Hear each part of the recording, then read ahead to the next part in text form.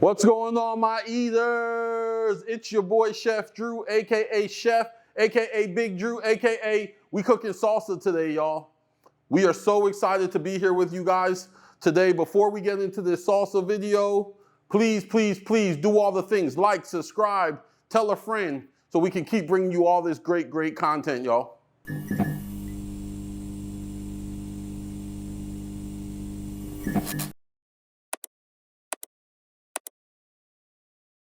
All right, y'all, so to make this salsa, we have some tomatoes, some vine-ripe tomatoes. You can use whatever tomatoes you want. We have some onions. We have some lime and cilantro. And then we even have some other guests to the party that we'll talk about a little bit later. Again, tomatoes, onions, lime, cilantro, salt, and pepper. Super simple. As you learn how to make salsa, you can add some other things if need be, but this is what we're doing today. So we're gonna cut up some tomatoes. Make sure you remove the stem from your tomatoes. I just feel like when you're making salsa and you come across these things, it's always kind of annoying and they're ugly and no one wants to eat that. If you eat it, it's not gonna do anything to you, but I don't know. Take them out.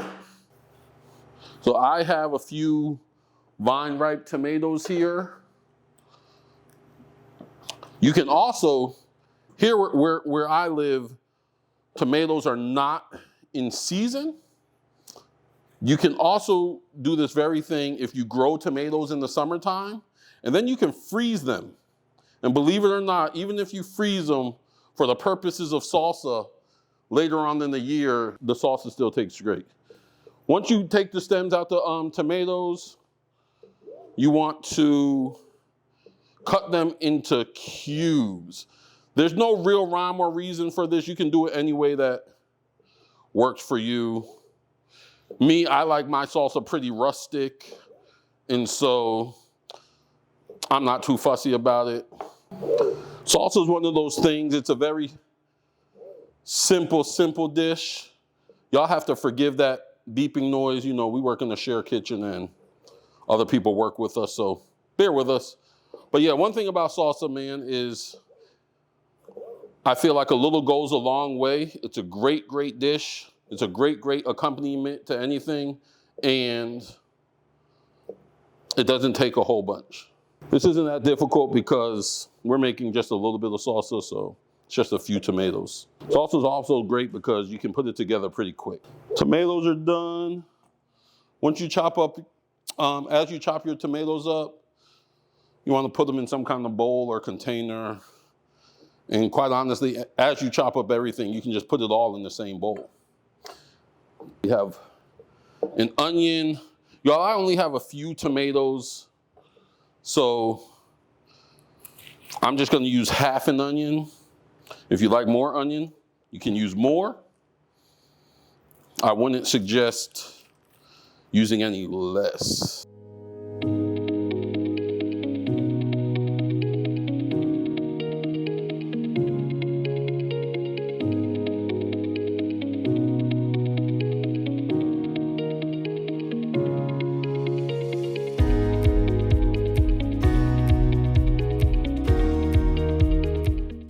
Cilantro, y'all, I like a lot of cilantro, so you can't have too much in my book.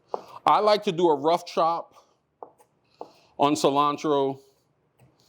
Again, cilantro's to taste, so do what you feel. Again, I like mine rustic, so I leave my cilantro kind of big. And last but not least, we have citrus or lime juice. For this salsa right here, I'm gonna use 2 whole fresh limes squeezed. If you don't have fresh limes, you can also use it in the bottle from the grocery store. If you have fresh, I would suggest using fresh though. All right, y'all, we're about to put this last lime in. You wanna make sure, another thing to do when you're dealing with fresh limes is to give it a roll. Here's your lime. You want to give it a roll to release the juices inside to make it easier when you squeeze on it. Put a little pressure on it. Don't press too hard and just loosen up them juices. Cut it. You can do the same with any citrus. See that? And y'all, for the most part, that's going to be our salsa. We are going to mix this up. Season it with a little bit of salt and pepper. You want to use salt and pepper to taste. So here's a little pepper, black pepper, and here's a little table salt. You can use whatever salt and whatever pepper tickles your fancy. Then we're just going to mix it up. I already know for my liking, this is going to require more cilantro. Smells so good. Okay, y'all, the salsa's made. It tastes great, citrusy, herby, goodness. Find a nice vessel, whatever is the vessel of your choice. And y'all, I always say, make your salsa a day in advance. Give your salsa, it's one of those things that you want to give it time to marry and let everything get all beautiful together. Let the juices come together. There's our salsa. An added bonus to making good salsa is that it is a very, very short leap from salsa to guacamole. Let me show you. So you want to take a little bit of the same salsa. You want to make sure you get some of the juices in there.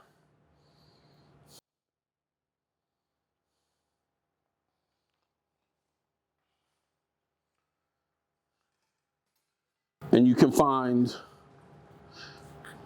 one avocado, or however many avocados, depends on how much guacamole you're making. We're making just a little bit for ourselves, so we're just going to use one.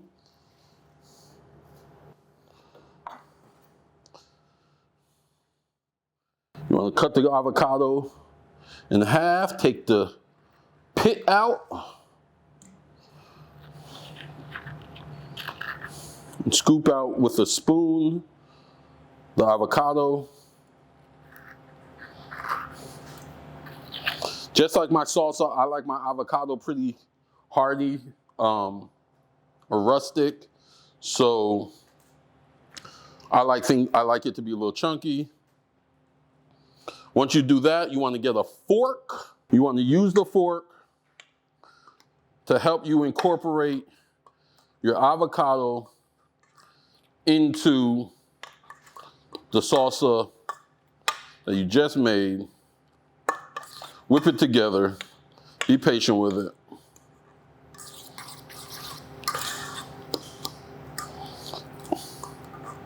Maybe I feel like I should have probably bought one more avocado, but it's okay. We're coming together. We're coming together. Incorporate it. Continue to just work it. I like larger chunks of avocado. I don't like my guacamole totally mashed out. I like a little bit of texture in it. But if you like yours whipped, some people like theirs whipped, you can just continue to whip it and mash it to your desired texture and consistency.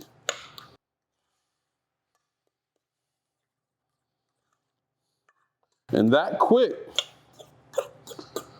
you jump from salsa, pico de gallo, to avocado and guacamole. Again, you want to make sure you taste this. A little more pepper. Whip that around.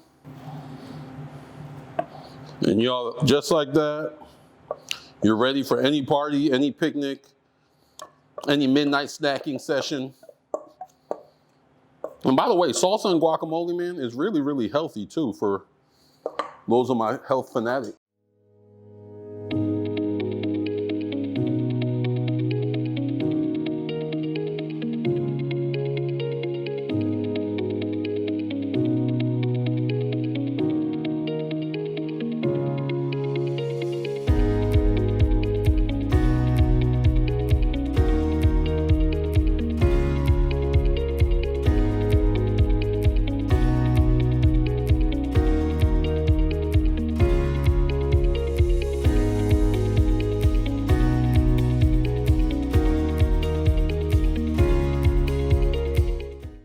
Listen, y'all. Y'all know we love good food here, but we also love entrepreneurship. The reason I chose this week to make salsa for you guys is because salsa actually has a very nostalgic and important part of my life and my culinary career. Early on in my career, I worked at a Mexican cantina, and my job at that Mexican cantina was to make salsa and whatever else needed to be prepped. But in particularly, the thing that stands out the most is the salsa, because this particular restaurant I worked at, their thing was when you walked into their restaurant, every restaurant, there was a huge bar of 5 or 6, maybe even more, 7 or 8 homemade fresh salsas every single day. And I was the prep cook. And let me tell y'all something.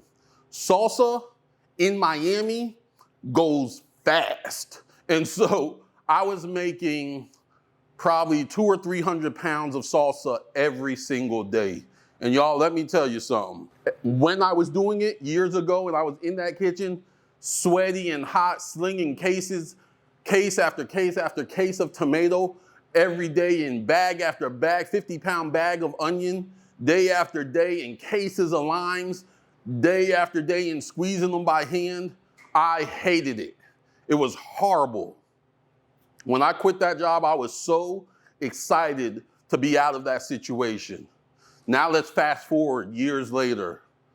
One thing that I took away from that job that I took for granted at the time, but has turned to be a very, very valuable resource for me in my repertoire, is I learned how to make salsa of all different types very, very well. This story, this testimony of my life reminded me this week when I was talking to a friend, the cost of where we're going, y'all, is where we are right now. The cost of where we're going is all the things that happened before we get there. When I was neck deep in tomatoes and onions and limes, I did not see it, y'all. But now I can assure you, I've made a lot of money off of making salsa, and all of that money has gone directly into my business and my passions and growing what I'm trying to do. Y'all, despise not the humble beginnings. Don't despise the humble beginnings.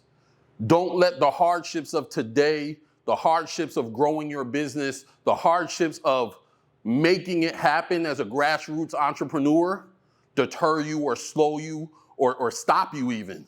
Because I'm here to tell you it's a testimony of my life, and I'm sure so many others. The cost of being where I am today